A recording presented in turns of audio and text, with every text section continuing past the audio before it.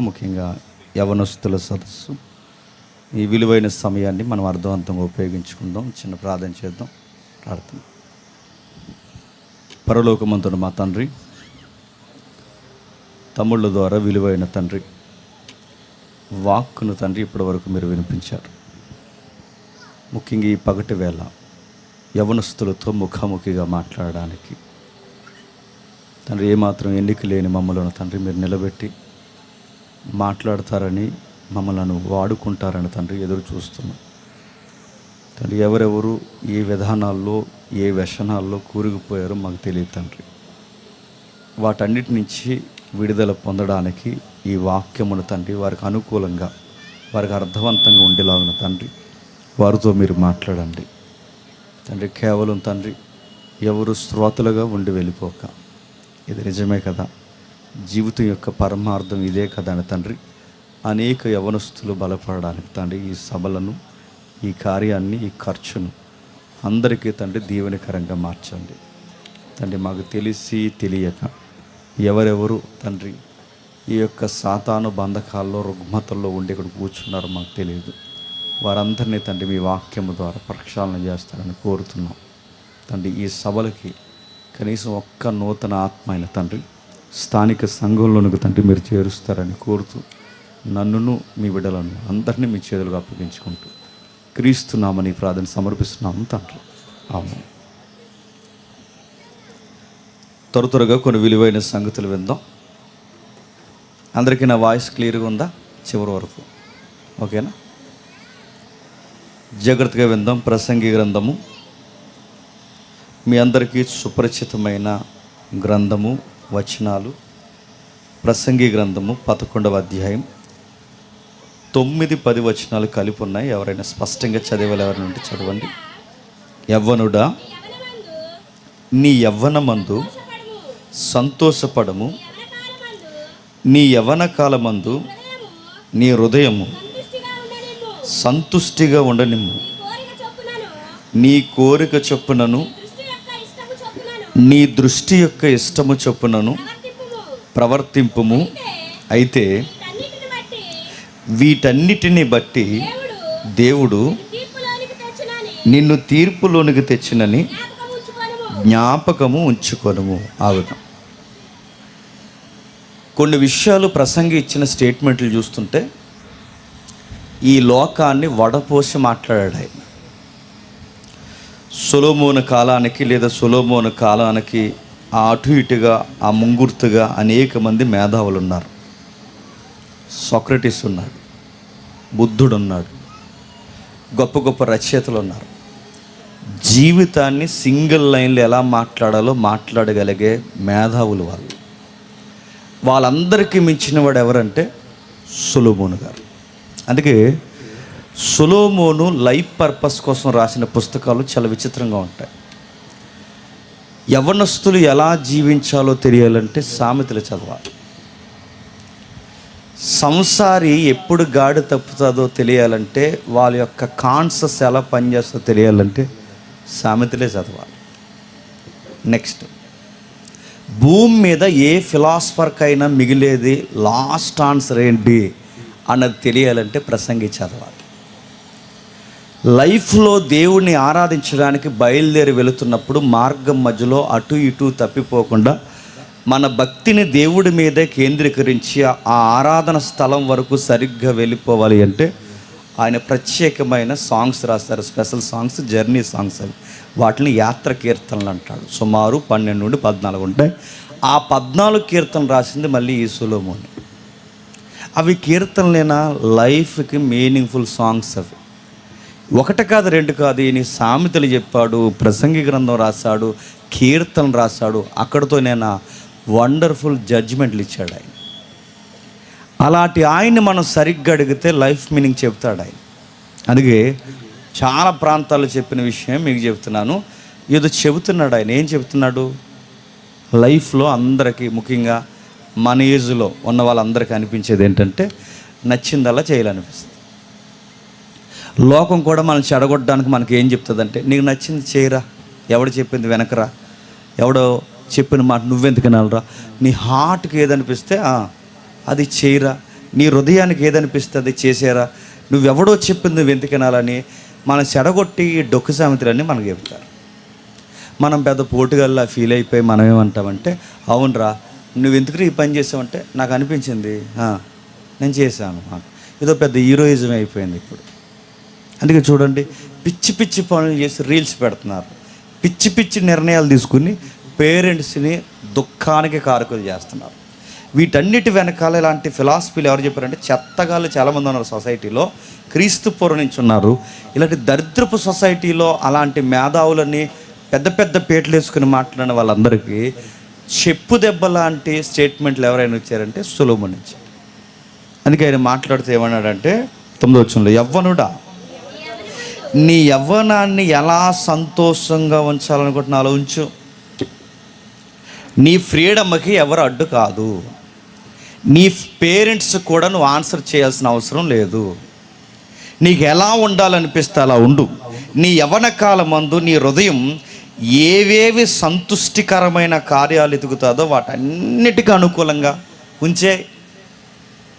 చూడాలనిపిస్తుందా చూడు, చెయ్యాలనిపిస్తుందా చెయ్యి, తినాలనిపిస్తుందా తిను, తాగాలనిపిస్తుందా తాగు, ఎక్కడెక్కడ పరిగెట్టాలనిపిస్తుందో అక్కడెక్కడికి పరిగెట్టు. నీ కోరికలు ఏ ఏ దృష్టికోణాన్ని కోరుకుంటున్నాయో వాటన్నిటిని చెప్పున నీ యాటిట్యూడ్ పూర్తిగా మార్చుకో. ఎవరో ఏదో అంటారని, ఏదో చూస్తారని ఈ చట్టాలు సంస్కృతి అన్నిటినీ పక్కన పట్టే నీకు ఎలా అనిపిస్తే అలా చేయి. నీ సంతోషంగా ఉండు, నీ హృదయానికి కావాల్సిన ప్రతి దాన్ని అందించు. బట్ కండిషన్స్ అప్లై అవుతాయని ఒక డిస్క్లైమర్ వేసాడు చివరిలో. నీకేం చేయాలనిపిస్తే చెయ్యి. చూడాలనుకుంటున్నావా చూడు, తినాలనుకుంటున్నావా తిను, తిరగాలనుకుంటున్నావా తిరుగు, దొల్లాలనుకుంటున్నావా దొల్లు. నీకు ఏది చేయాలనిపిస్తే చేయి. ఎందుకంటే నీకు ఎవ్వరు అటు ఆకాశం నుంచి చెయ్యొచ్చి కుమారుడా కుమార్తె ఏంటి అలా వెళ్తున్నారు అండో, ఏంటి ఈ సొందులో కూర్చున్నారా అని అడగడం, ఏంట్రా ఇలాంటివి తింటున్నావు ఏమండవు. నీ ఫ్రీడమ్కి నిన్ను పుట్టించిన దేవుడు కూడా అడ్డు చెప్పడు. నీకేం చేయాలనిపిస్తుందో చేసే. తిరగాలనుకున్నాడు తిరుగు, తాగాలనుకున్నాడు తాగు, ఎగరాలనుకున్నాడు ఎగురు, దొర్లాలనుకున్నాడు దొర్లు. నువ్వెన్ని చేయాలనుకుంటా అన్ని చేయి. కానీ ఇప్పుడు ఏమడగడు. వన్ డే జడ్జిమెంట్ ఉంది, ప్రతీది వెలుగులోనికి వస్తుంది. ఆ రోజు రహస్యమైనవి బహిర్గతమైనవి ఏదైనా చూసావా చూసేవాటికి జడ్జిమెంట్, విన్నావా వినేవాటికి జడ్జిమెంట్, చేసావా చేసేవాటికి జడ్జిమెంట్. ఒక్కటేంటి, నువ్వు చేసిన ప్రతి దానికి ఆ రోజు లెక్కలు బయటకు తీస్తారు. ఆ రోజు జడ్జిమెంట్ ఉంటుంది. ఇది జ్ఞాపకంలో పెట్టుకుని చూడాలనుకుంటే చూడు, చెయ్యాలనుకుంటే చెయ్యి. అంటే జడ్జిమెంట్ ఒకటి ఉన్నదన్నది నీ కాన్షియస్ నుంచి తీకు, తీర్పు ఒకటి ఉన్నదన్న సంగతి తీకు. ఈరోజు ఈ సొసైటీలో లేదా నీ ఊర్లో బయటపడితే నువ్వు చేసిన తప్పు ఇక్కడే నీకు గిల్ట్ స్టార్ట్ అవుద్దేమో. నీ ఊర్లో గట్టిగా తిప్పి కొడితే 5,000 ఓటు ఉంటుంది, లేదా గట్టిగా తిప్పి కొడితే 6,000 7,000 అంత ఉండవులేండి. గ్రామాలు గట్టిగా ఉంటే 5,000 లోపు ఉంటుంది ఓటింగ్. నీ ఊర్లోనే నీకు ఏదన్నా జరిగితే నీకేదో పెద్ద నీ జాగీర్ అమ్మేసినట్టు ఫీల్ అయిపోతున్నావుగా. అలాంటిది జడ్జిమెంట్ డేలో ఆ రోజు ఎంతమంది ఉంటారో తెలుసా? కోటాను కోట్ల దేవదూతలు ఉంటాయి, కోటాను కోట్ల మనుషులు ఉంటారు. ఇన్ని కళ్ళు చూస్తుండగా ఆ రోజు నేను పిలుస్తాడు. ఏం రవి ఉన్నాడు ఇక్కడ ఎవరైనా? ఏం సుష్మా పిలుస్తారు ఆ రోజు పిలిచి ఏం చేసావు, నీ పనులేంటి, నీ వ్యవహారాలేంటి, ఆ రోజు పూర్తిగా జడ్జిమెంట్లోకి తీసుకొస్తాడు. ఆయన తీసుకొచ్చి జడ్జిమెంట్ ఉందని చెప్తున్నాడు చూడండి. అయితే వీటన్నిటినీ దేవుడు నేను తీర్పులోనికి తెచ్చినని జ్ఞాపకం ఉంచుకో. ఇది జ్ఞాపకాల్లో పెట్టుకొని రోడ్డు మీదకి వెళ్ళినప్పుడు చూడు, ఏం చూస్తావు. చూడాలనిపిస్తుందా? నేను అడుగుతున్నాను, ఈ మాట అంటున్నాను ఏమనుకోకండి, ఎందుకంటే టీనేజ్కి తెలియాల్సిన విషయాలు ఇవి. కొన్ని చట్టాలు ఉన్నాయి, దేశ పోక్సో కొన్ని చట్టాలు ఉన్నాయి. కనీసం వాటి మీద అవగాహన ఉన్నవాడు ఈ ట్రాక్లోకి వెళ్ళండి. ఏ ట్రాక్? అదో ట్రాక్ ఉందిలేండి. కనీసం అవగాహన ఉన్నవాడు దిశ ఇంకా కొన్ని ఉన్నాయి. ప్రత్యేకించి ఉమెన్స్ కోసమే కొన్ని చట్టాలు చేశారు. ఆ స్పెషల్ ఉమెన్స్ కోర్ట్స్ ఉన్నాయి. ఈ మన మెయిన్ లైన్ అర్బన్ సిటీస్లో వాళ్ళ కోర్ట్స్ ఉంటాయి ప్రత్యేకంగా. అలాంటి చట్టాలు కొన్ని తెలిస్తే భయమేస్తుంది. మగపిల్లలు ఎవరు చదువుకున్నా వాటి జోలికి పోరు. తెలియక వాళ్ళు అనుకుంటున్నారు, రకరకాల పిచ్చి పనులు చేస్తారు. కానీ వాటి జోలికి వెళ్తే మళ్ళీ చెప్తున్నాను, అవి నువ్వు చేసావా చేయలేదా అనవసరం. ఒక్కసారి నీ మీద కంప్లీట్ ఫామ్ అయిందో, నువ్వు చేసావా లేదని అడిగి మగోళ్ళకి చట్టాలు లేవు. మళ్ళీ చెప్తున్నాను, ఆడవాళ్ళకు ఉన్నాయి చట్టాలన్నీ. నేను తీసుకెళ్ళి అక్కడ నిలబెడతాను. ఆ రోజు ఏం చెప్తారు చెప్పనా? ఆ రోజు పెద్ద కారణాలు ఏముండవు. నువ్వు తిరిగి పార్కులోకి తిరిగి అక్కడ తిరిగి ఇక్కడ తిరిగి నువ్వు ఎవరు చూసినా పెద్ద హీరోలో ఫీల్ అవుతుంటావు. అక్కడ కూర్చుని ఆవిడ బండి మీద కూర్చోడు, నువ్వు బండి మీద కూర్చోవడం, ఆ కూర్చున్న తర్వాత నువ్వు ఐస్ క్రీములు కిల్లీలు కొనడం, ఇలాంటివన్నీ కొన్న తర్వాత ఆ రోజు నువ్వు మళ్ళీ దరిద్రం ఏంటి చెప్పినా, ఆ సెల్ఫీలు తీసుకుని వండించుకుంటావు, అవన్నీ తీసుకుని వండించుకుంటావు. ఆ రోజుకి ఏం కాదు, ఒకరోజు గొడవ వస్తుంది. ఆ గొడవ వచ్చిన తర్వాత ఏమంటారు చెప్పిన, ఇదిగో ఇక్కడ ఐస్ క్రీమ్ కొన్నాడు నాకు అంట. అది పెద్ద నేరం అయిపోద్ది. ఆ రోజు ఐస్ క్రీమ్ కూడా కొన్నాడండి, ఒకే కప్పు కొన్నాడండి, 2 స్పూన్లు వేసుకున్నామండి. ఐస్ క్రీమ్ ప్రాబ్లం అయిపోద్ది. ఆ రోజు నువ్వు కొన్న కిల్లీ ప్రాబ్లం అయిపోద్ది. ఈ బండి మీద ఎక్కడ, ఈ మారుమూల ప్రాంతంలో ఎక్కడ కూర్చున్నాడు, అయిపోయి అదే అఫెన్స్. ఇవి గుర్తుంటే మళ్ళీ చెప్తున్నాను, ఈ చట్టాలు, ఈ జడ్జిమెంట్లే మనకి చదువుతుంటే చూస్తుంటే, వీటి కేస్ స్టడీలు చదువుతుంటే భయం వేస్తుంటే లైఫ్ థ్రెట్. మళ్ళీ చెప్తున్నాను, ఒక్కసారి అలాంటి జోన్లో పడితే 7 years నుంచి, మళ్ళీ చెప్తున్నాను 7 సంవత్సరాల నుంచి 14 సంవత్సరాల వరకు నేరం, జైలు శిక్ష వేసేస్తారు. గుర్తుపెట్టుకో. నువ్వు చేసావా లేదా ఎవరిని నమ్మడబ్బా. మళ్ళీ చెప్తున్నాను, ఎవ్వరు నమ్మరు. ఈ లైవ్ వెళ్తుంది అనుకుంటా, లేదా చాలా విషయాలు చెప్తున్నాను మీకు. వెళ్తుందా లైవ్? అందుకే ఇంక చెప్పలేను. అక్కడికి వెళ్ళాక ఏం జరుగుతుందంటే, అది మీరు చేస్తే చెప్తా. ఆ రోజు అక్కడికి వెళ్తే ఏం జరుగుతుందంటే, తర్వాత చేయండి మీరు. తర్వాత అక్కడ జరిగితే ఏం జరుగుతుందంటే ఏం చేయరు. అక్కడికి వెళ్ళిన తర్వాత ఏడుస్తారు. జడ్జి గారు ఎలా కూర్చుంటారు, అక్కడ వాళ్ళు ఏడుస్తారు. ఎందుకు ఏడుస్తున్నామంటే ఇంకేం లేదు, ఏడిపే సమాధానం అన్నిటికీ అయిపోయింది.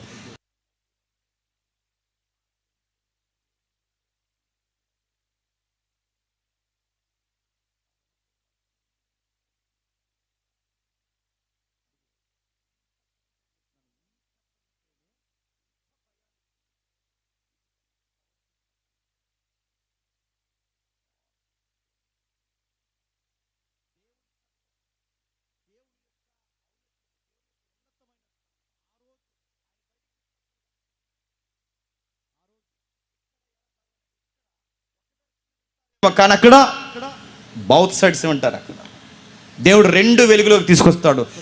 ఆడవారినైనా మగవారినైనా ప్రతి ఒక్కరిని ఆ రోజు కడిగి పడేస్తాడు. మీ ఏజ్లో ఏం చేస్తారు మీరు? మరో విషయం చెప్తాను చెల్లెళ్ళ కోసం. మగపిల్లలు తప్పులు చేసినా సొసైటీ కొంచెం లేటుగా మాట్లాడుకుంటుందేమో, కానీ చెప్పండి, మీరు కానీ తప్పులు చేశారో, మీకు మనవల్లో మనవరాలు పుట్టేసిన ఈవిడ గారి వయసులో ఉన్నప్పుడు అదంట అని చెప్తారు. తెలుసా? నేను సీరియస్గా చెప్తాను. అందుకే అంతరిక్ష పరిశోధనశాలలో కొత్త వింతల్లో అడుగులు వేసి ఈరోజు సునీత విలియమ్స్ 120 రోజుల్లో లేదా 9 నెలలు అక్కడ ఉండి ఇక్కడికి వచ్చిన, ఇంత అంతరిక్ష యుగంలో కూడా గుర్తుపెట్టుకోండి, ఇంత అంతరిక్ష యుగంలో కూడా స్త్రీలు అంతరిక్షంలో ప్రయాణం చేసి ఫేస్ వాక్లు చేసి ఇక్కడికి వచ్చిన, ఇలాంటి నవతరంలో కూడా స్త్రీలకున్న శీలానికి పెద్ద పీట ఉంది. గుర్తుపెట్టుకోండి. శీలం అంటే క్యారెక్టర్. మీరిచ్చిన క్యారెక్టర్కి వాల్యూ ఉంది. డబ్బు కన్నా, వజ్రాల కన్నా, బంగారం కన్నా, అన్నిటికన్నా విలువైనది ఏది ఉందంటే క్యారెక్టర్. ఎంత సైన్స్ డెవలప్ అయిన క్యారెక్టర్. ఒక్కసారి క్యారెక్టర్ లూజ్ అయిందో మరి చెప్తున్నాను, మీరు కోట్లు పెట్టుకున్న వెనక్కి తిరిగి రమ్మన్నా రాదు. ఇలాంటి విషయాలు ప్రసంగి పొంకాలు చెప్పాడు. అందులో మచ్చికి ఒక్క లైన్ చూద్దాం. ఆ 10వ వచనం లేదా అంటున్నాడు చూడండి, లేత వయసును నడిప్రాయమును నీ హృదయములో నుండి వ్యాకులము తొలగించుకో. ఏంటంట? లేత వయసును నడిప్రాయమును గతించిపోవును గనక నీ హృదయములో నుండి వ్యాకులము తొలగించుకో. లైఫ్కి ఎన్ని దశలు ఉన్నాయండి చెప్పాలి? లైఫ్లో మానవుని యొక్క జీవితాన్ని విభజిస్తే ఎన్ని దశలు వస్తాయి చెప్పాలి? అమూలు బేబీలా చూడకండి, చెప్పండి ఎన్ని? 4. బాల్యం, యవ్వనము, నడిప్రాయము, వృద్ధాప్యం. లెక్కల్లోకి రాని దశలేంటి? బాల్యము, వృద్ధాప్యం. ఈ 2 లైఫ్లో ఏమి చేయలేం. లెక్కల్లోకి రానివి ఏమైనా ఉన్నాయంటే బాల్యము, వృద్ధాప్యం.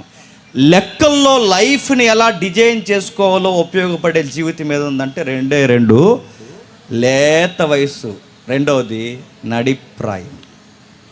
లైఫ్లో సాధించాలన్నా అదే వయసు, కాస్త పోగేయాలన్నా అదే వయసు, ఉన్న జీవితం చెప్పండి సర్వనాశనం అయిపోవాలన్నా అదే జీవితం.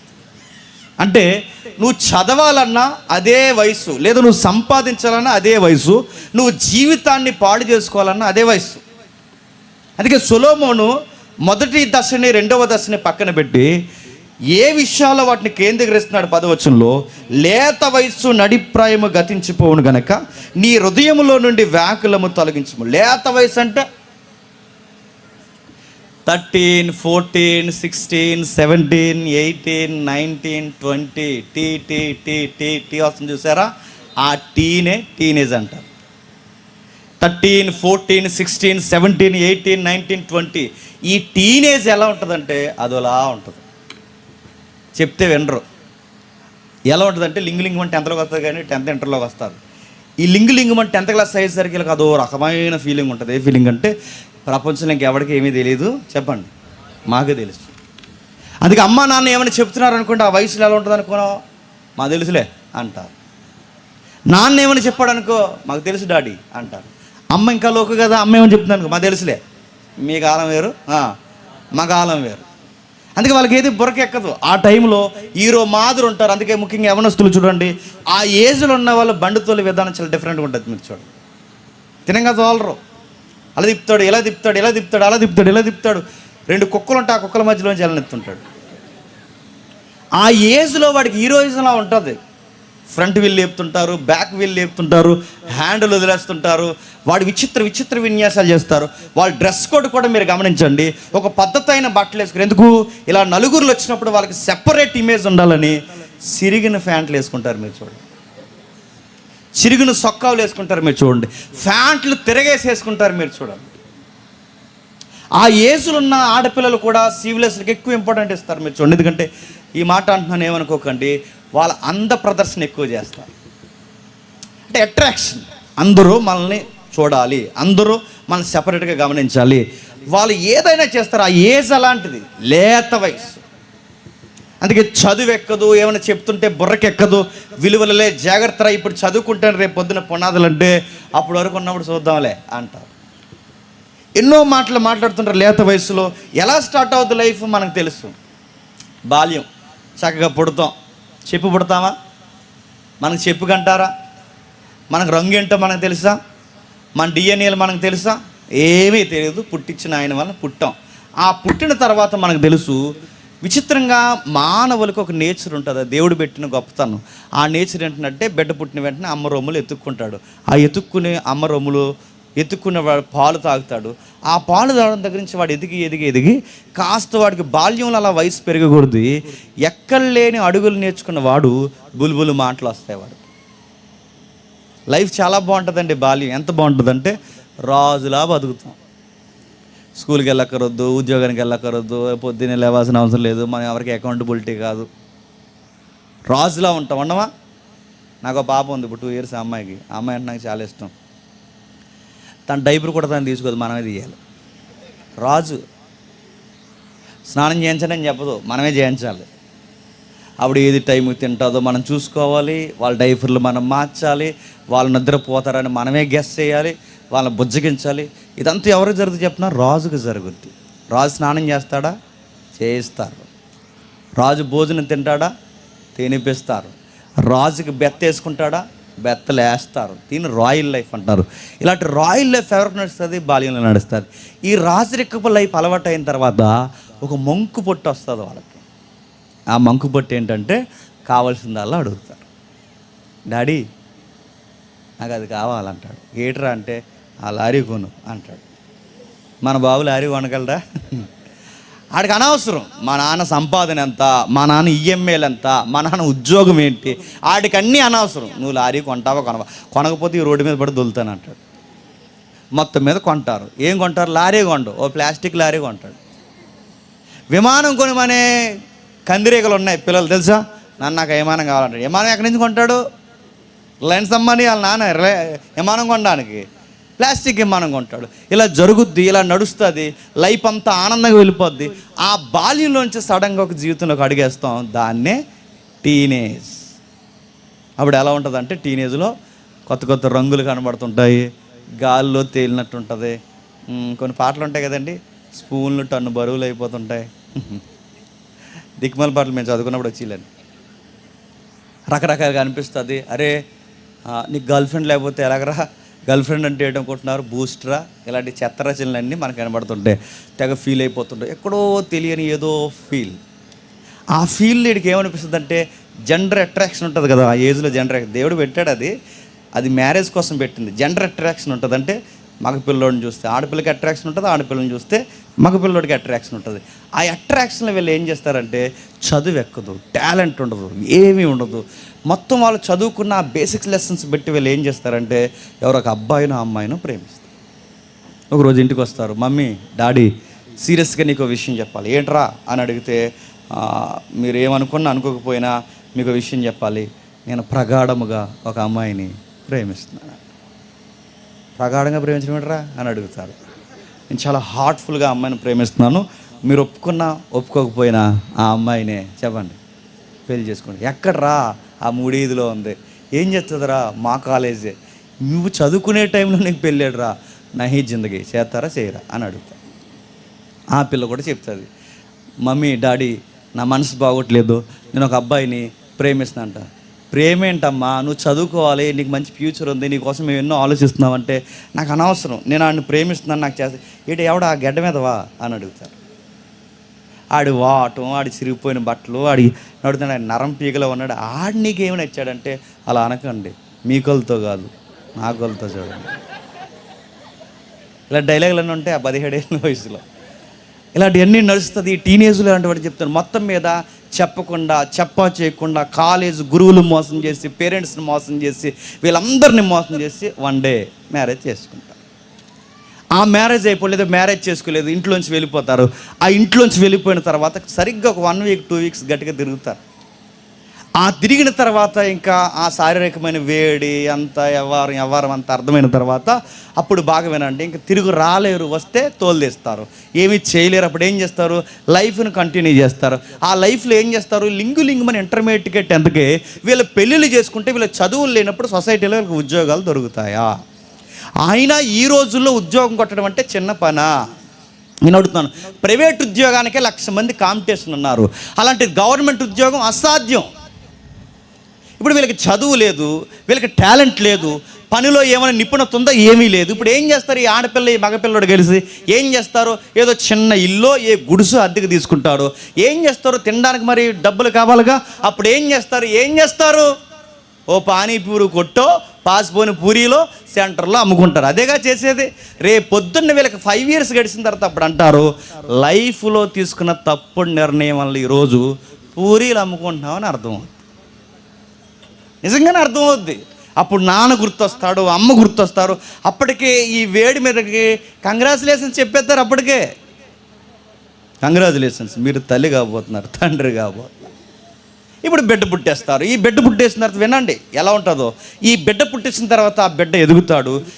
బిడ్డ కూడా ఎలాంటి పుడతాడు చెప్పనా, నువ్వెలా మాట లేదో అలాంటి కందిరేగా పుడతాడు. మళ్ళీ ఆడి బుట్టాక ఆడి మాట అంటే రేయ్ కూర్చో ఇలా ఉంటారు. ఆడెండో ఎందులో ఏలెట్టొద్దంటే అందులో ఎడతాడు, ఆ పెగ్గలో ఎడతాడు, వెళ్ళి వెళ్ళాడు అందులో పెడతాడు, ఇలా చేస్తాడు అలా చేస్తాడు, కూర్చోరా రాయ్ అలాగరా ఇలాగరా అని చెప్తే ఆడెండో. నువ్వు ఎలాగైతే వయసు ఉన్నప్పుడు మాట వినలేదో, చిన్నప్పటి నుంచి మాట వినలేదో, వాడు మాట విండు. వాడు ఎదుగుతాడు, అలా తిరుగుతారు ఇలా తిరుగుతాడు. వాడు తిరుగుతుండా నువ్వు వినాలరా నా మాట వినాలరా అంటే తిరిగేసి ప్రశ్న అడుగుతాడు. ఆ బొడ్డోడు ఏమంటాడు చెప్పనా, ఎందుకు వినాలి అంటాడు. ఎందుకు వినాలేట్రా, నువ్వు వినాలి నేను చెప్పిందంటే. అదే నువ్వు చెప్పింది ఎందుకు వినాలి అంటాడు. నేను చెప్పింది నువ్వు ఎందుకు వినాలంటే, నేను నీ ఫాదర్ని అంటాడు. ఏంటి, నేను మీ అయ్యనరా, వినో నేను చెప్పింది అనగానే అప్పుడు తిరగేసాడు అడుగుతాడు, అయితే అంటాడు. లేదా ఆన్సర్ ఇంకా నువ్వు ఎలా అంటాడు అలా అంటాడే. ఆడ ఎదిగిన తర్వాత అంటాడు అయితే అంటరా నేను చెప్పినప్పుడు నేను మీ నాన్నని ఇంతకు మించిన ఆన్సర్ వాడికి చెప్పగలవా? చెప్పలేవు. ఎందుకు చెప్పనా, నువ్వు కొడుగ్గా ఎలా ఉండాలో నీ ఎంటీ మైండ్కి నీకు అర్థం కాలేదు కనుక, నువ్వు కూతురిగా ఎలా ఉండాలో నీ ఎంటీ మైండ్కి నీకు అర్థం కాలేదు కనుక, నువ్వు కొడుగ్గా ఎలా లోబడాలో నీకు తెలియలేదు కనుక, ఇప్పుడు నీ కొడుకు పుడితే నీ ఎంటీ మైండ్తో నీ కొడుకు నువ్వు ఏం చెప్పగలవు? నువ్వు కూతురిగా ఎలా ఉండాలో నీకు తెలియలేనప్పుడు ఇప్పుడు నీ కూతురో కొడుకో పుడితే వాళ్ళకి నువ్వేం చెబుతావు? నీ తలకాయ నువ్వేమీ చెప్పలేవు. ఏం చెప్తావు? కొడుగ్గా ఎలా ఉండాలో ఉండాల్సిన టైంలో నువ్వు ఉండలేదు, కూతురిగా ఎలా ఉండాలో నువ్వు ఉండాల్సిన టైంలో ఉండలేదు. ఇప్పుడు బిడ్డలు పుడితే వాళ్ళకి ఏ నైతికత చెబుతావు? వయసు దాడుతుంది, ఇప్పుడు పిల్లోడు భార్య, ఇప్పుడు సంసారం మీద పడుతుంది. మగపిల్లోడికి చెప్పకుండానే లైఫ్ ఒక పాఠం నేర్పిస్తుంది. ఆ పాట వీడు చెప్పిన ₹4 సంపాదించాలి. ఎందుకు? ఇప్పటివరకు నువ్వు అక్కడవే కాదు, ఇప్పుడు నేను నమ్ముకుని తెలుసో తెలియక వచ్చేసిన ఆ పిల్ల ఉంది. ఇప్పటి వరకు నీకు తెలుసో తెలియక ఒక బిడ్డ వచ్చాడు. ఇప్పుడు 2 జీవితాలు నీ మీద ఆధారపడ్డాయి, లేదా 2 పిల్లలు అయితే 3 జీవితాలు నీ మీద ఆధారపడ్డాయి. ఇప్పుడు నువ్వేం చేయాలి? ₹1 సంపాదించాలి. ఈ సంపాదించాలని అవగాహన వచ్చేసరికి టీనేజ్ దాటేస్తాం, నడి వయసులో అడుగు పెడతాం. అదే సొలొమోను చెప్తున్నాడు. ఏంటది? నడిప్రాయం. టీనేజ్ దాటుతాం, నడిప్రాయంలో అడుగు పెడతాం. ఆ నడిప్రాయంలో అడుగు పెట్టాక ఏం చేస్తాం? సంపాదిస్తాం. ఆ పని చేసి ఈ పని చేసి కూలి పని అయినా చేసి రూపాయి దాసి సామెతలు వింటుంటాం. కాస్త వెలుగుండగానే 4 రాళ్ళు. చెప్పండి, ఇవి నడి వయసులో మనకు బాగా ఎక్కుతాయి. అప్పుడు ఎక్కదు. కాస్త ఓపుకుండగానే 4 రాళ్ళు వెనకేయాలి, అలా దాయాలి, ఎలా దాయాలి, డబ్బులు ఉండాలి, సొసైటీలో బ్రతకాలంటే ఇల్లు ఉండాలి, ఇలాంటివన్నీ ఎక్కుతాయి. దానికోసం కష్టపడతాడు. భార్యకి పిల్లలకి గుప్పిడి మెతుకులు పెట్టడానికి ఎంత కష్టపడా అంత కష్టపడతాడు. అప్పుడు అర్థమవుతుంది సగం జీవితం దాటాక ఓవర్ నైట్ డ్యూటీలు చేసి ప్రయాణాలు చేసి అలా పరిగెట్టి రాత్రి పగలు రకరకాల పరుగులు తీస్తే రెస్ట్ లేకుండా కష్టపడిన ఈ బాడీకి బంపర్ ఆఫర్లు వస్తాయి. చెప్పండి ఏంటి? బీపీలు, షుగర్లు, అల్సర్లు, తినదరకపోవడం, కళ్ళు కనబడిపోవడం, మోకాలు సరుపులు, పిప్పలు బాధ, సైబల్ డబ్బా, ఇవన్నీ వస్తాయి. ఈ ఆఫర్లు అంటే ఇవి చిన్న వయసులోనే వచ్చేస్తాయి. అందుకే చూడండి, 40 ఏళ్ళు దాటకుండా మగపిల్లగాళ్ళకి షుగర్ లేటండి. 40 ఏళ్ళు దాటకుండా మగపిల్లగాళ్ళకి మీరు గమనిస్తున్నారా? వాళ్ళకి బీపీలు ఏంటండి? ఎప్పుడు రావాలి? ఇవి 50 దాటాక రావాలి. ఇప్పుడు షుగర్ రావడం ఏంటండి? ఇప్పుడు బీపీలు రావడం ఏంటి? ఏమైంది? చదవాల్సిన టైంలో చదవు, సంపాదించాల్సిన టైంలో ఉద్యోగం కట్టు. ఇప్పుడు అటు ఇటు కాకుండా లైఫ్ నెత్తి మీదకి వచ్చి కూర్చుంటుంది కనుక ఓవర్గా కష్టపడేసరికి మన బాడీ ఐరన్ బాడీ కాదు కనుక ఖచ్చితంగా ఆఫర్లు వస్తాయి. సంపాదించా, అమ్మయ్య బాగుంది, సంపాదించాను అనుకునే సమయానికి నడు వయసు కూడా దాటి ఫైనల్ ఏజ్లోకి వస్తాం. దాని పేరు చెప్పండి, వృద్ధాప్యం. ఆ వృద్ధాప్యానికి వచ్చి కూర్చున్నప్పుడు సంపాదించిందంతా పట్టుకెళ్ళి పెట్టుబడులు హాస్పిటల్కి పెడతాం. ఏమి సాధించావు మానవ జీవితంలో చెప్పండి? లేత వయసు చూస్తుండగా అయిపోద్ది, నడిప్రాయం చూస్తుండగా ₹1 సంపాదించే లోపు అయిపోద్ది. వద్దన్న నచ్చని జీవితానికి వచ్చి కూర్చుంటావు, దాని పేరు వృద్ధాప్యం.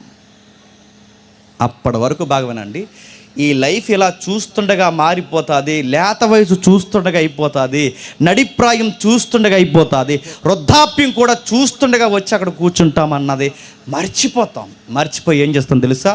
అక్కడ రాశాడు, మనోవేకలానికి గురవుతాం. ఏం మనోవేకలం? టీనేజ్లో ఏం మనోవేకలాలు ఉంటాయి చెప్పండి? మనోవేకలం అంటే ఏంటి? 1989 తర్వాతట తెలుగు ఇంగ్లీష్ రానోళ్ళు పుట్టారట, మనమే. చెప్పండి, మనోవేకలం అంటే ఏంటి చెప్పండి? మనోవేకలం అంటే అదో రకమైన డిప్రెషన్లో ఉంటారట. టీనేజ్లో మనోవేకలాలు ఏముంటాయి చెప్పండి? ఆడికి ఫోన్ కొనకపోతే అదో వేకలు. మామూలు ఫోన్ కొంటే నచ్చుతుంది ఆడికి. చెప్పండి, సగం యాపిల్ కొరికేసిన ఫోన్ ఉంటుంది. చెప్పండి, ఆ యాపిల్ ఉండాలి. తినడానికి వెనకాల తిండి లేకపోయినా, కట్టుకోవడానికి సరైన బట్ట లేకపోయినా వీడు మాత్రం బయట బ్రాండ్లు చూపించాలనుకుంటాడు, బ్రాండ్లో. అందుకే ఆ ఫోన్ కొనకపోతే దానికి బెంగెట్టుకుంటాడు, బైక్ కొనకపోతే బైక్కి బెంగెట్టుకుంటాడు. ఆ టీనేజ్లో వచ్చేది ఏంటి చెప్పండి? చివరికి వాడికి అడిగిన పాకెట్ మనీ ఇవ్వకపోతే దానికి డిప్రెషన్లోకి పోతాడు. మనోవేకలాలు అంటే అవే. ఫోన్ కొనకపోతే సూసైడ్లు చేసుకునే చిన్నపిల్లలు, యవనస్తులు ఉన్నారంటే నమ్మగలరా? అడిగిన డబ్బులు ఇవ్వలేదని అమ్మను కొట్టిన వాళ్ళు ఉన్నారంటే నమ్మగలరా? అడిగింది చేయట్లేదని ఇంట్లో నుంచి పరారైపోయిన పిల్లలు ఉన్నారంటే నమ్మగలరా? ఇవి మనోవేకలాలు ఆ వయసులో వాళ్ళకి. చివరికి ఆ వయసులో ప్రేమించిన అమ్మాయి దక్కలేదని, ఆ పెళ్ళికి ఒప్పుకోలేదని డిప్రెషన్లోకి పోయి ఈ మధ్య దరిద్రం ఎక్కలేని అలవాటు వచ్చింది. చచ్చిపోయేవాడు తినంగా చచ్చిపోక మళ్ళీ దానికి ఒక సెల్ఫీ వీడియో. వెళ్తున్నాను, అమ్మ నాన్న వెళ్తున్నాను, జాగ్రత్త తమ్ముడు జాగ్రత్త అన్నారంట. మళ్ళీ వీడియోలో మళ్ళీ ఎక్స్ప్రెషన్ ఒకటి, రైల్వే ట్రాక్ల మీద పడుకుంటున్నారు, పురుగుల మందులు పట్టుకుని పడుకుంటున్నారు, ఉరుతాళ్ళు ముందు సెల్ఫీ వీడియోలు తీసుకుంటున్నారు. ఎందుకు, ఏమైందిరా అంటే చిన్న ప్రేమ కోసం చచ్చిపోతున్నామంటే అది ఆ ప్రేమ కోసం, అది లైఫ్ అంటే ఆ టైం కాడికి అది లైఫ్ అనిపిస్తుంది వాడికి, అది వ్యాకులు వాడికి, డిప్రెషను. మరి డబ్బుల కోసం, డబ్బులు ఇవ్వకపోతే చచ్చిపోతారంటే అదో పెద్ద నామోసి వాడికి. ఆ ఏజ్కి అలా అనిపిస్తుంది. నేను రఫ్గా ఒక ఎగ్జాంపుల్ చెప్తాను, ఏమనుకోకండి. ఎలా ఉంటాయి చెప్పిన, ఆ వయసులో కొన్ని సరదాలు జరగకపోయేసరికి లైఫ్ లేదనిపిస్తుంది. నేను చాలా ఉదాహరణలు చాలా దిక్కుని చెప్పేది మీకు చెప్తున్నాను. ఎప్పుడు విమానం ఎక్కలేదనుకోండి, విమానం ఎక్కేంత వరకు సరదా. ఎప్పుడు హైటెక్ బస్సు ఎక్కలేదనుకోండి, బస్సు ఎక్కే వరకు సరదా. విమానం ఎక్కామనుకోండి తలపోటు, బస్సు ఎక్కామనుకోండి అదో రకమైన వల్లినొప్పులు. టీనేజ్లో కూడా అలాగే అనిపిస్తుంది. విమానం ఎక్కనోడికి విమానం ఎక్కే వరకే సరదా, బస్సు ఎక్కనోడికి బస్సు ఎక్కే వరకే సరదా. నువ్వు అనుకున్నది నువ్వు వచ్చిన తర్వాత తలపోటు. మళ్ళీ చెప్తున్నాను, ఏంటని నన్ను డీటెయిల్గా అడగకండి, ఎందుకంటే డీటెయిల్గా నేను చెప్పకూడదు. ఇది పరిశుద్ధ వేదిక. అంటే నీకు దూరం ఉండని చెప్పే ఏదో ఉందనిపిస్తుంది, దగ్గరకు వచ్చాక. ఇంకా మాస్ ఎగ్జాంపుల్ చెప్పిన, పార్కులో కూర్చొని మాట్లాడుకుంటారు కదా సీరియస్గా, జంటలో కూర్చుని ఎలాంటి మాటలు అసలు యాదాంతంలో దొరకని మాటలు మాట్లాడుకుంటారు. మళ్ళీ అదొక వర్ణ కవి, ఎక్కలేని కవి వచ్చేస్తాడు ఆ రోజు లోపల నుంచి. ఇంత ఎండ కాస్తున్నా నాకు ఎండ అనిపించట్లేదు అంటాడు. అవునా నిజమా అంటది. మరి నాకు ఉక్కుపోస్తుందిగా అంటే నాకు అనిపించదు అంటాడు. ఏ అంటే వెన్నెల పక్కన ఉందిగా అంటాడు. అదో డైలాగ్. ఆవిడ కూడా చెప్తుంది, ఆవిడ రకరకాల డైలాగ్ చెప్తుంది. ఎందుకంటే ఆడపిల్లలు కూడా రకరకాలు చెప్తుంది. ఇలా డైలాగులన్నీ చెప్తారు. ఆడ నక్షత్రాలు అంటాడు, చంద్రుడు అంటాడు, స్పేస్ విషయాలు ఎన్ని మాట్లాడతాడో, ఇలాంటి విషయాలన్నీ మాట్లాడతారు, రకరకాల డైలాగ్ చెప్తారు. ఇలా నడిచిపోతుంది, ఇలాంటి వ్యాఖ్యానం చేస్తారు. కానీ గుర్తుపెట్టుకుని పార్కులో కూర్చునేంత సీరియస్గా మాట్లాడుకుంటారా? జాతీయ వినండి, ఈ పార్కులో కూర్చునేంత సీరియస్గా మాట్లాడతారా? ఇది ఎప్పుడు వరకు ఉంటుంది చెప్పినా, వాళ్ళకి ఒకరికి ఒకరు శారీరకంగా కనెక్ట్ అయ్యే వరకు ఉంటుందండి. వాళ్ళకి కనెక్ట్ అయిన తర్వాత పెళ్ళి అయిపోతుందిగా. ఆ పెళ్ళి అయిపోయిన తర్వాత నువ్వు లేకపోతే నేను ఉండలేను, నువ్వు లేకపోతే నేను ఉండలేను, నువ్వు లేకపోతే నేను ఉండలేను, నాకు అనిపించింది నేను ఎందుకు పుట్టాను ఈ వీధిలో, నాకు ఇప్పుడు అర్థమైంది నువ్వు ఆ వీధిలో వెళ్తావని. దేవుడు కూడా నిర్ణయించాడు అమ్మాయి ముందుగానే. అందుకే మనం ఇక్కడ పుట్టాం, అందుకే ఇది జరిగింది. ఇన్ని డైలాగులు చెప్తారా. ఇన్ని అయిన తర్వాత ఒక రోజు అంటాడు వాడు, 6 months లేదు 7 months లేదు 1 year తర్వాత అంటాడు, ఏ ఇంట్లో ఉంటే నువ్వైనా ఉండేవాడు తెలుసుకో అంటాడు. అంటే అంతకుముందు నువ్వు లేకపోతే నేను లేను, నేను లేకపోతే నువ్వు లేను అన్నవాడు ఈడేమంటాడు చెప్పినా, ఉంటే ఇంట్లో నువ్వైనా ఉండాలి అది అంటది. నీకోసం వాడు ఉంటాడు పోతానంట. నీకు అర్థమవుతుందా? మరి ఏదంటే అది మనోవ్యాకులం. గుర్తుపెట్టుకోండి, దీని ప్రసంగి చాలా బాగా వర్ణించాడు. ఎంత బాగా వర్ణించాడో ఒక్కసారి 3వ అధ్యాయంకి రండి. 3వ అధ్యాయానికి ప్రసంగి గారు ఎన్ని విషయాలు చూశాడు చూడండి మానవ జీవితాల్లో. 3వ అధ్యాయం మొదటి వచనం చూడండి. 3వ అధ్యాయం మొదటి వచనం, ప్రతి దానికి సమయం కలదు, ఆకాశము క్రింద ప్రతి ప్రయత్నానికి సమయం కలదు, పుట్టుటకు, చచ్చుటకు, నాటుటకు, నాటబడిన దాన్ని పెరికివేయుటకు, చంపుటకు, బాగు చేయుటకు, కట్టుటకు, ఏడ్చుటకు, నవ్వుటకు, రాళ్లను పారవేయుటకు, రాళ్లను కుప్పవేయుటకు, కౌగిలించుట మానుటకు, వెతుకుటకు, పోగొట్టుకోవుటకు, దాచుకోవుటకు, పారవేయుటకు, చింపుటకు, కుట్టుటకు, మౌనంగా ఉండడానికి, మాట్లాడుటకు, ప్రేమించుటకు, ద్వేషించుటకు, యుద్ధం చేయుటకు, సమాధాన పడుటకు. మొదటి వచనం, ప్రతి దానికి సమయం కలదు. ఇప్పుడు చెప్పండి, ప్రతి దానికి సమయం అంటే మీరు గమనించండి ఆ వచనం జాగ్రత్తగా. ప్రేమించే టైంలో ద్వేషించడం ఉండదు, ద్వేషించే టైంలో ప్రేమించడం ఉండదు, దాసే టైంలో ఖర్చు ఉండదు, ఖర్చు ఉండే టైంలో దాపడం. అంటే ఒకటి ఉంటే ఒకటి ఉండదు. సొలొమోన్ గారు ఏం చెప్పాలనుకుంటున్నారు? ఒక టైం దాటిన తర్వాత మరొక టైం ఉండదు. ఆ టైం వేరు, ఈ టైం వేరు. ఆ టైం ట్రావెల్ వేరు, ఈ టైం ట్రావెల్ వేరు. ఈ టైంలో ఉండగా ఇదే టైం అనుకోకు, మరో టైం వస్తుంది. ఆ టైంలో ఉండగా ఈ టైం నీకు నచ్చదు, ఈ టైంలో ఉండగా మరొక టైం నీకు అర్థం కాదు అన్నాడు. అర్థం లేదని నాకు అర్థమైంది, వివరిస్తాను వినండి. ఎలాగంటే చాలా దిక్కుని చెప్పింది మీకు చెప్తున్నాను. చిన్నప్పుడు మన 90s బ్యాచ్ చిన్నప్పుడు గోళీలు అట్లా ఆడేవాళ్ళం, ఎక్కువ గుర్తుందా? గోళీలు పెద్ద ప్రాపర్టీ మనకు ఆ రోజుల్లో. గోళీలు అంటారుగా మీ సైడ్. ఈ గోళీలు ఆట ఆడుతున్నప్పుడు అవి పెద్ద ప్రాపర్టీ. ₹1 ₹10 ఇస్తే లేదా ఒక పావలా ఇస్తే కొట్టు దగ్గరికి పోయి తినడానికి కొనుక్కునే వాళ్ళం కాదు. ఏం కొనుక్కున్నాను చెప్పండి? గోళీలు. ఇన్ని గోళీలు జేబులు వేసుకుని అవి ఎలా ఊపుకుంటూ తిరిగితే ఏదో పెద్ద నేను ఆస్తిపరుల ఫీలింగ్ ఆ రోజుల్లో. మనకి పేక ముక్కలు దాచుకునే వాళ్ళం, డ్రింక్ మూతలు దాచుకునే వాళ్ళం, అవే కదా ఆటలు. ఇవన్నీ దాచుకునే నైట్ నిద్రపోయేటప్పుడు మా ఫ్రెండ్ ఒకడు ఉండేవాడు అండి. వాడు గోళీలు బాగా సంపాదించేవాడు కొట్టి ఆ గోళీలు ఆటలో. మా కొట్టను వచ్చి వాడు ఎక్స్పెక్ట్ అయిపోయాడు అందులో. ఆడు గోళీలు బాగా ఆడి దగ్గర అన్ని సైజులు గోళీలు ఉండేవి అన్నమాట. ఆడు గోళీలకి ఎంత పిచ్చి అంటే వాడికి, ఆడు ఎప్పుడు 24 hours జేబులు వేసి తిరిగేవాడు. నైట్ టైం వాడు నిద్రపోయినప్పుడు గోళీలు పడిపోతాయేమని ఆ జేబుకి వాళ్ళు అబ్బరెట్టేవాడు. ఆడు మేధావి. ఇప్పుడు ఆడు గవర్నమెంట్ ఎంప్లాయ్, ఇప్పుడు సిఐ. వాడు గవర్నమెంట్ ఎంప్లాయ్, ఇప్పుడు నేను గవర్నమెంట్ ఎంప్లాయ్. అందరం గవర్నమెంట్ ఎంప్లాయ్ అయిపోయాం. బ్యాంకులో ఉన్నారు, పోలీస్ డిపార్ట్మెంట్లో ఉన్నారు, రకరకాల పంచాయతీలు ఉన్నారు, అన్ని శాఖలకు వెళ్ళిపోయాం. మా బ్యాచ్ అంతా మొత్తమే దేవుని దయ వల్ల అందరం ఒకసారి బాప్టిజం తీసుకున్నాం, అందరం ఎంప్లాయీస్ అయిపోయాం. ఇప్పుడు ఆడికి అంత గోళీలు పిచ్చి కదా. రేపు పొద్దున ఆడు కొడుక్కో ఎవరికో ఏదో కార్యక్రమం జరుగుద్ది, లేదా ఆడికే కార్యక్రమం జరుగుద్ది, మేము అందరం వెళ్తాం, ఆహ్వానిస్తాడు బంధు ప్రీతితో లేదా ఆత్మీయ బంధుతో పిలుస్తాడు. వెళ్ళిన తర్వాత గిఫ్ట్గా నేను ఇన్ని గోలిక్కాయలు పట్టుకుని ఆడికి ఇచ్చాను అనుకోండి, ఏమంటాడు చెప్పండి? ఏంట్రా జేమ్స్ అంటాడు. గోళీలు రా, చిన్నప్పుడు అవే లబ్బరెట్టుకు పడుకునేవాడివి, తీసుకో అంటే ఏమంటాడు చెప్పండి? నవ్వుతాడు. ఎందుకు నవ్వుతాడు? ఆ వయసుకి అదే జీవితం వాడికి, అప్పటికి అదే ఆస్తి వాడికి. ఆ వయసులో ఉన్న ఇష్టం బాగా వినండి. ఆ ఇష్టం కోసం వాడు ఏం చేసేవాడు? ప్రతిసారి కష్టపడేవాడు, దాచుకునేవాడు. అవి లేకపోతే వాడికి జీవితం లేదనిపించేది. అప్పుడు ఆ వయసు. ఇప్పుడు పోలీస్ డిపార్ట్మెంట్ సిఐ రేంజ్కి వచ్చేసాడు, సర్కిల్ ఇన్స్పెక్టర్ అయిపోయాడు. ఇప్పుడు ఇంత రేంజ్లో ఉన్నవాడికి ఇప్పుడు గోళీలు ఇస్తే ఏమంటాడు చెప్పండి? నవ్వుతాడు. మరి అప్పుడే నువ్వు ఇష్టపడ్డాడు, ఇప్పుడు ఎందుకు ఇష్టపడలేదురా? అది అప్పుడు రా చెప్పండి, ఇది ఇప్పుడు రా. అది అప్పుడంటే మరి వాడే వీడే వాడు, వాడి ఇష్టాలు ఈ ఇష్టాలు. మరి అప్పుడు ఇప్పుడు ఒకడేగా. అప్పుడున్న ఇష్టం ఇప్పుడేమైంది? అప్పుడున్న సమయం వేరు చెప్పండి. ఇది చెప్తున్నాడు సొలొమోను, గుర్తుపెట్టుకోండి.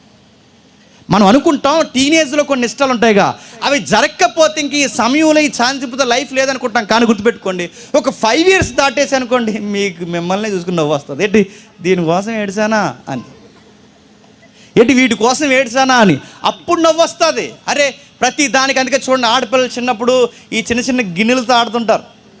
ఏమంటారు మీ సైడు? బొరుగులా? మా సైడ్ అది అంటారులే. ఈ బొరుగులాట్లు ఆడుతున్నప్పుడు వాళ్ళ దగ్గర ఎన్ని ఐటమ్స్ ఉంటాయండి.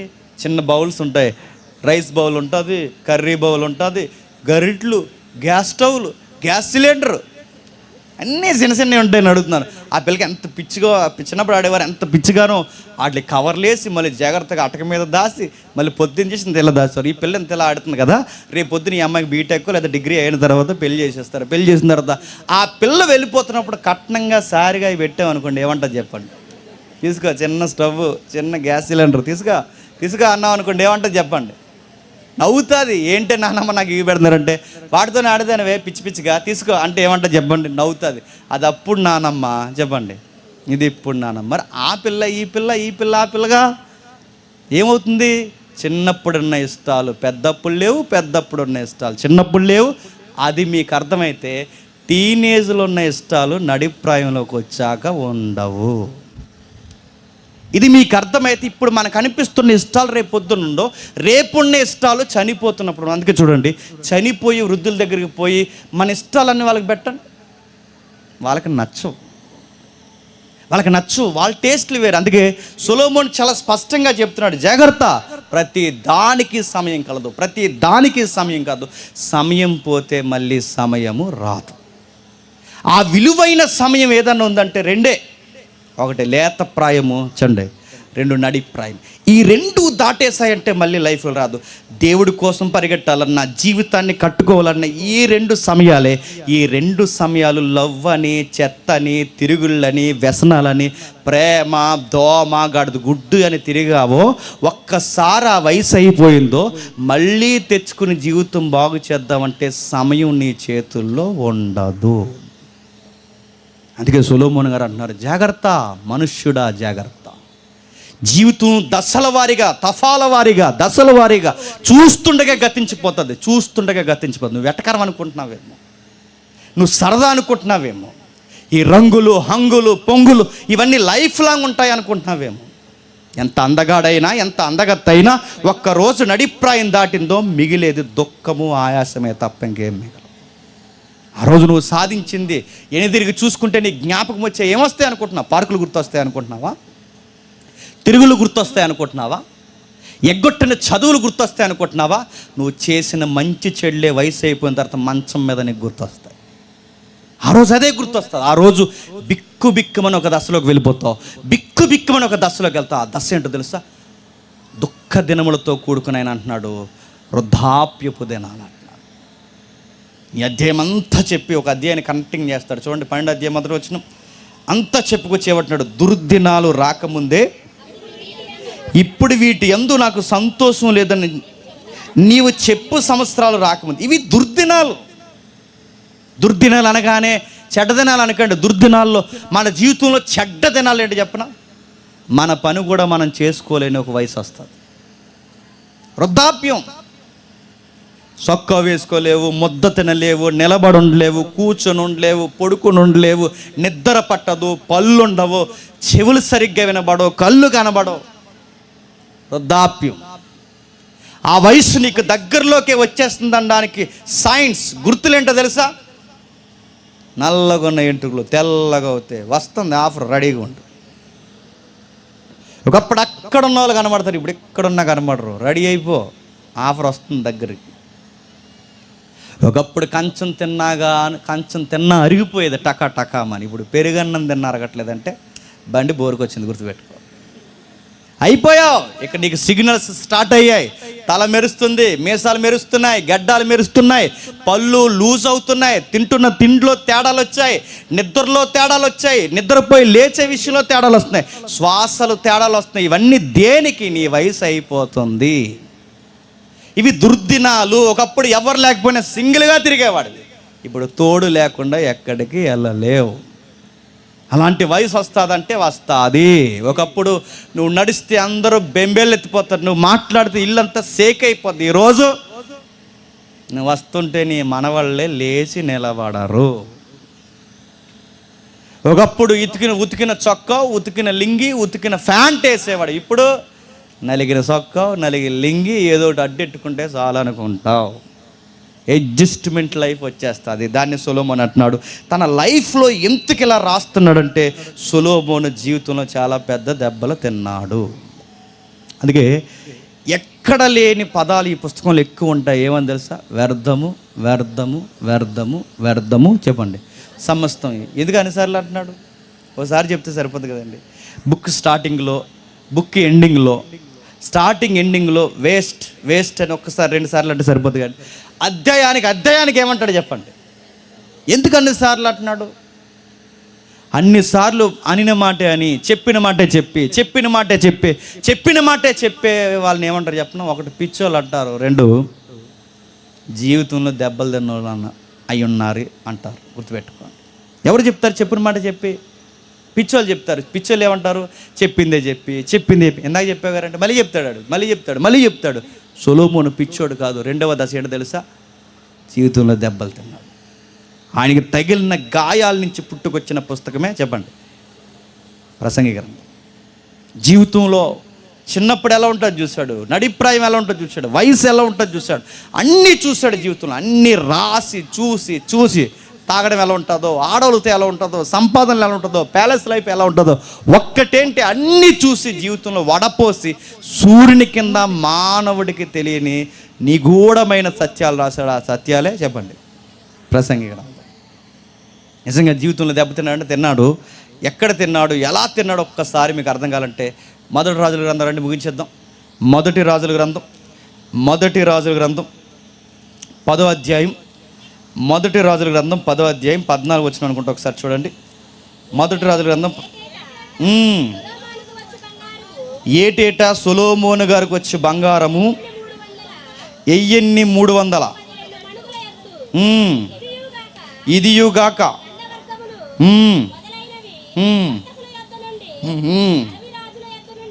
జస్ట్ దాని బ్యాక్గ్రౌండ్ బ్రీఫ్గా చెప్తాను వినండి. సొలొమోను గారికి మంచి పేరు ఉంది, సొలొమోను గారికి అధికారం ఉంది, సొలొమోను గారికి జ్ఞానం ఉంది, సొలొమోను గారికి చాలా ఫాలోయింగ్ ఉంది. అలాంటి గొప్ప ఆయనకి గిఫ్ట్లు వస్తున్నాయట. ఏటేటా సొలొమోను గారికి వచ్చే బంగారం 1332 మణుగుల ఎత్తు బంగారం. వాడల బంగారం వస్తుంది, టన్నుల బంగారం వస్తుంది, గుట్టల ఎండి బంగారాలు వస్తాయి. ఇంకా లెక్క లేదండి బంగారం. ఆయనకి బంగారం అంటే గుర్తొస్తుంది ఆ గుండె అయిన ఒక ఆయన ఉన్నాడు చూసి కదా, ఆయన ఒక ట్యాగ్ ఇచ్చాడు. ఏమన్నాడు? ఫేమస్ అయిపోయాడు ఆయన. డబ్బులు ఊరకే ఎవరికి రావు. విషయం చెప్తున్నా, డబ్బులు ఊరకే రావన్న ఆయనకి రివర్స్ ఆన్సర్ ఏంటో తెలుసు. ఇక్కడ డబ్బులు ఊరకే రావు కాదు, బంగారం ఊరకే వస్తుంది. ఎవరికి చెప్పండి? ఊరకే. జస్ట్ సొలొమోను దగ్గరికి ఎక్కడో రాణి వస్తుందట సేవాదేశం నుంచి. ఆవిడ వచ్చే ముందు ఒక వాడ బంగారం తెచ్చిందంట. ఊరకే బంగారం, ఊరకే ఎండ వస్తుంది.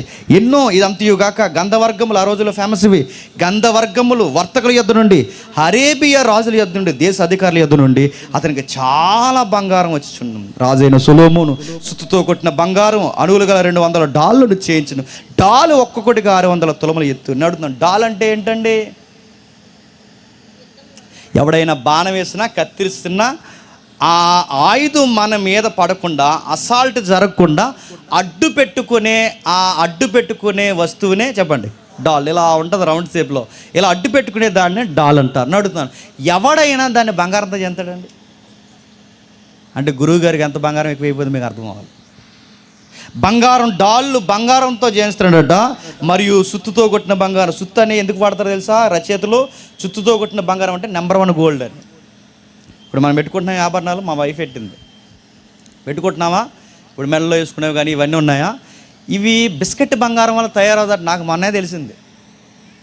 బిస్కెట్ బంగారం మరి దేనికి? ఆభరణాలు చేసుకోవడానికి పనికిరాదట. మరి దేనికంటే జస్ట్ మనకి దాచుకుని సేవింగ్స్ కోసం అంతే. మనకు మళ్ళీ రేట్ వచ్చినప్పుడు అమ్ముకోవడానికి అంతేకి తప్ప అదంట ఆభరణాలకు పనిచేయదట. అంటే నెంబర్ 1 గోల్డ్ బిస్కెట్టా ఇదంటే చుత్తుతో కొడితే సాగి ఆభరణాలు అవుతుంది చూసారా, అది నెంబర్ 1 గోల్డ్. అంటే ఈయనకి బిస్కెట్ బంగారాలు వస్తున్నాయి, ఈ బంగారం వస్తుంది. ఒకటేంటండి, గోల్డ్లో ఎన్ని బంగారాలు రావాలో అన్నీ వచ్చేస్తున్నాయంట ఆయనకి, అన్నీ వస్తున్నాయి ఆయనకి. అందుకే ఆయన చూస్తున్నాడు చూడండి. మరియు రాజు దంతముతో పెద్ద సింహాసనం చేయించి సువర్ణముతో దాన్ని పొడిగించును. దంతం అంటే ఈ మధ్య కాబట్టి మౌతు పట్టుకుని వచ్చేస్తుంది, మై కట్టుకుని టపాలమైన గ్లాస్ పగలగొట్టేసి మన దగ్గరకు వచ్చి మీ టూత్పేస్ట్లో ఉప్పు ఉందా అంటున్నారు. ఈ పాసి దంతాలు కదా అక్కడ చెప్తున్నది. దంతం అంటే ఇటు తెలుసు, ఇక్కడ ఏనుగు దంతాలు తెప్పిస్తున్నాడట. ఏనుగు దంతాలు దేనికంటే? అసలు నేను అడుగుతున్నాను, తమ్ముడు ఇది చేయించాను రాత్రి నాకు చాలా గొప్పగా చెప్తున్నాడు. ఇది చేయించా మా బ్రదరే చేశాడు బ్రదర్ అని చెప్తున్నాడు. అడుగుతున్నాను. సొలొమోను గారట ఆయన కూర్చొని ఇలా గ్లాస్ పెట్టుకోవడానికి, సింహాసనం మీద కూర్చోడానికి దానికి ఉడ్డు వాళ్ళదంట ఆయన. చెప్పండి, ఏనుగు దంతం. ఎంత రిచ్ అండి ఆయన. ఆ ఏనుగు దంతాన్ని వాడటమే కదా ఆయన కూర్చున్న సింహాసనానికి, ఆ పోడియంలకు వాడింది ఏనుగు దంతమే కదట. దానికి సింబల్, దానికి లుక్ అదిరిపోవాలని ఏం పొడిగించాడట? మళ్ళీ గోల్డ్.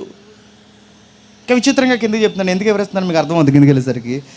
ఇంకా కిందకి, ఈ సింహాసనం 6 మెట్లును, సింహాసనం మీద భాగపు వెనక తొట్టు గుండ్రము, ఆసనమునకు ఇరుపార్శ్వముల ఊత చేలును, ఊతల దగ్గర 2 సింహములున్న. అవి బంగారమే, మెట్లు బంగారమే.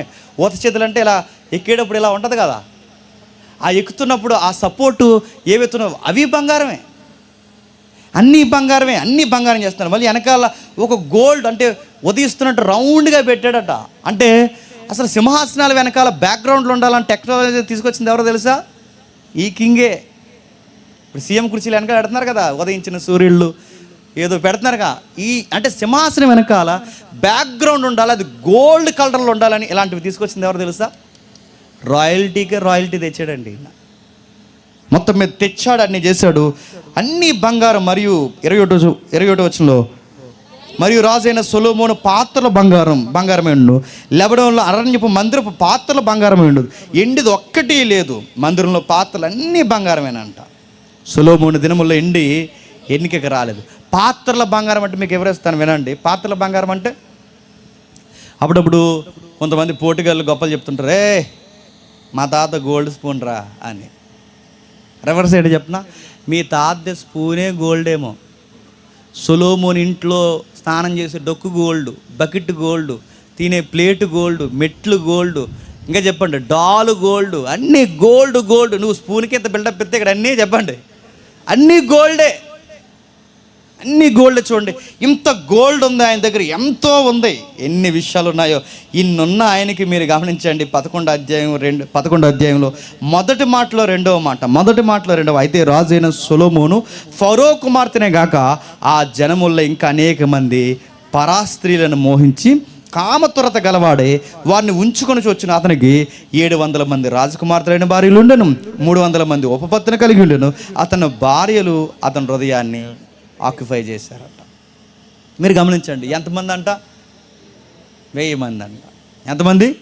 1000 మంది. బాగా వినండి, 1000 మంది. ఆయనకి బంగారం ఉంది, ఎండు ఉంది, పిలిస్తే పరిగెట్టే మనుషులు ఉన్నారు, ఇన్ని రకరకాల వ్యక్తులతో ఆయనకి కలెక్షన్ ఉంది. ఫరో కూతురు అంటే ఆ రోజుల్లో మాటలా ట్రంప్ కూతురుని చేసుకున్నట్టు అన్నమాట. ఫరో కూతురుని చేసుకున్నాడు. ఇరుగుపొరు రాజులు ఈ దేశానికి వెళ్ళినా ఆయనే ఇలా మాంగారే, ఈ దేశానికి వెళ్ళినా ఆయనే ఇలా మాంగారే. ఎన్ని దేశాలకు వెళ్ళినా అన్ని దేశాల రాజులు ఎవరు మాంగారులు చెప్పండి? ఈ రాణీలు వచ్చేటప్పుడు కుదురింగా ఖాళీగా రాక అంతంత బంగారాలు పట్టుకుని వచ్చారంట. డబ్బు ఎక్కువైపోయింది, అన్నీ ఎక్కువైపోయాయి. 4వ వచనంలో సొలొమోను వృద్ధుడైనప్పుడు అని ఉంది. ఏంటట? ఇప్పుడు చెప్పండి. సొలొమోను దగ్గర డబ్బు ఉంది, సొలొమోను దగ్గర పేరుంది, సొలొమోను దగ్గర మనుషులు ఉన్నారు. సొలొమోను దగ్గర ఈ మాట అంటున్నాను ఏమనుకోకండి, శృంగారంలో ఆరితేరిపోవడానికి 1000 మంది స్త్రీలు ఉన్నారు, ఉపపత్తులు ఉన్నారు, రకరకాల వ్యక్తులు ఉన్నారు. ఎన్ని ఉన్నా సొలొమోను దగ్గర ఉన్నది ఏంటి చెప్పనా? వయసు లేదు. ఏమి లేదు? వయసు లేదు. బంగారం ఉంది, డబ్బు ఉంది, మనుషులు ఉన్నారు, స్త్రీలు ఉన్నారు, సింహాసనాలు ఉన్నాయి, అన్నీ ఉన్నాయి. కానీ వయసు ఆగమన్న ఆగలేదు. చూడండి, వృద్ధుడైనప్పుడు నడుతున్నాను. ఇప్పుడు డబ్బు ఉంది, వయసు అయిపోయినోడికి పట్టుకెళ్ళి కోటి రూపాయలు ఇవ్వండి లేగలేనోడికి, నాకెందుకురా అంటాడు.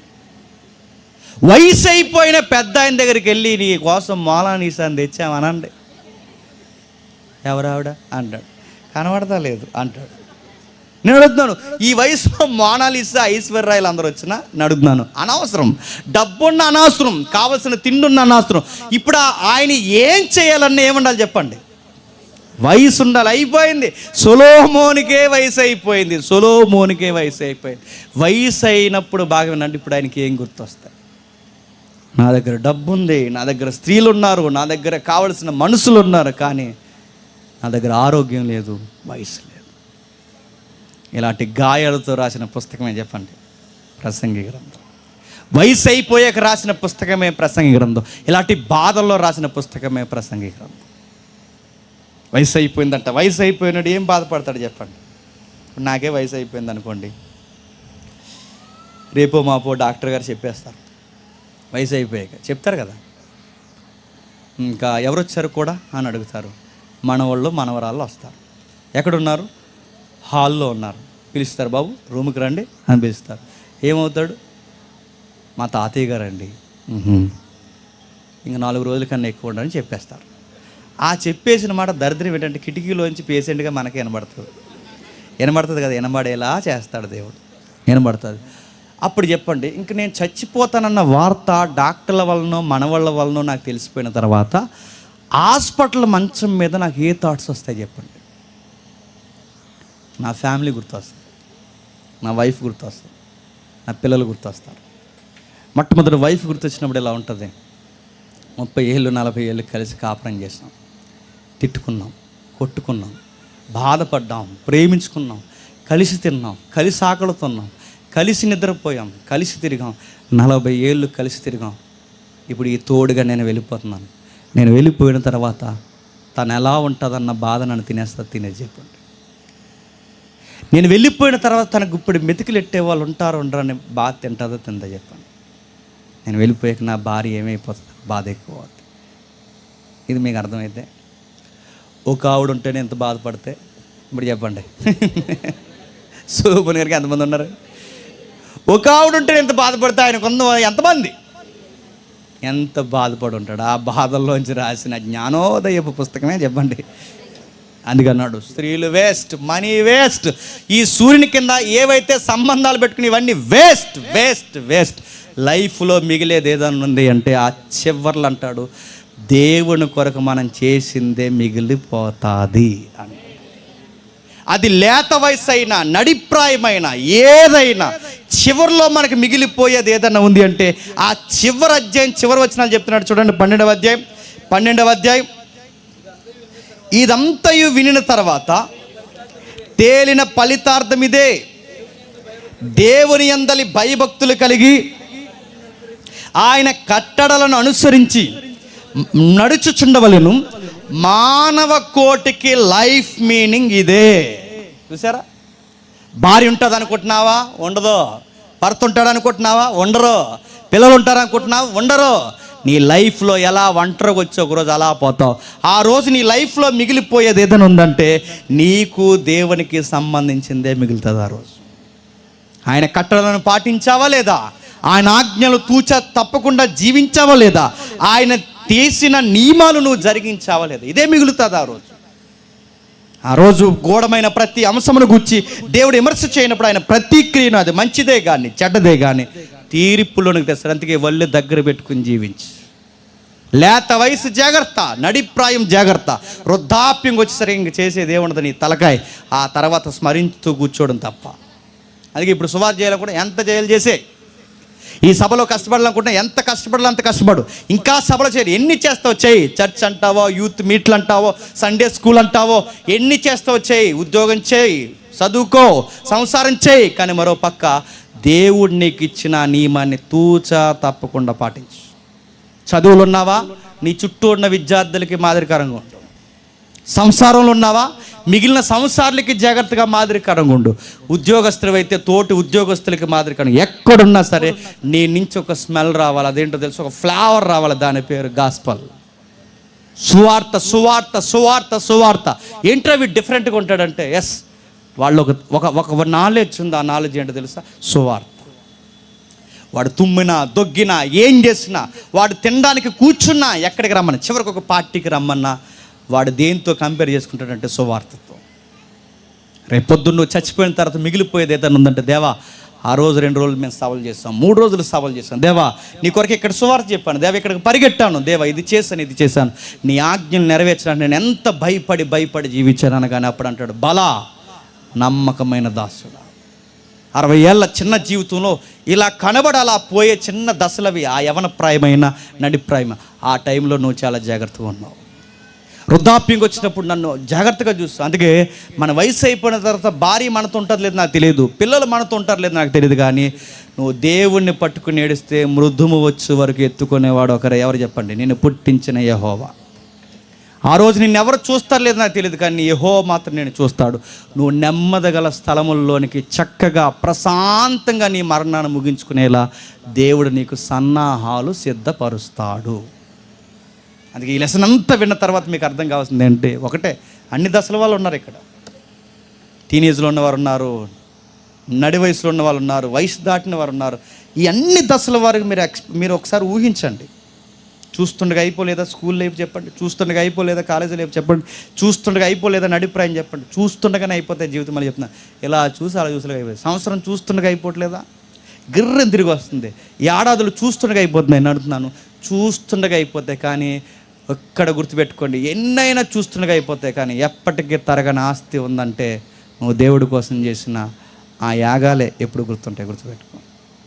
ఇంత విన్న తర్వాత నేను చెప్పకపోతే ఈ లెసన్కి అన్యాయం చేసినోడిని అవుతా. ఇంత విన్న తర్వాత మీకు ఏమనిపిస్తుంది అంటే, సొలొమోను గారిలాగా అన్నీ చేసిన తర్వాత మారిపోదాంలే అనుకోకండి. సీరియత్తడు అలాంటి గారు మీకు వచ్చినాయి అంటే. అందుకే న్యూ టెస్ట్మెంట్లో మనకు సొలొమోను కాదు మాదిరి. చెప్పండి, ఇదిగో సొలొమోను కన్నా గొప్పవాడు మీ మధ్య ఉన్నాడు. సొలొమోను కన్నా గొప్పవాడు మీ మధ్య ఉన్నాడు. ఆయన పేరు నజరేయుడైన యేసు. ఈయన పాపం చేసి ఇలా చేయొద్దని చెప్పినవాడు కాదు. ఈయన పాపం యొక్క తీవ్రత ఎలా ఉంటుందో తన చావులో చూపించిన మాదిరి మనకాయ.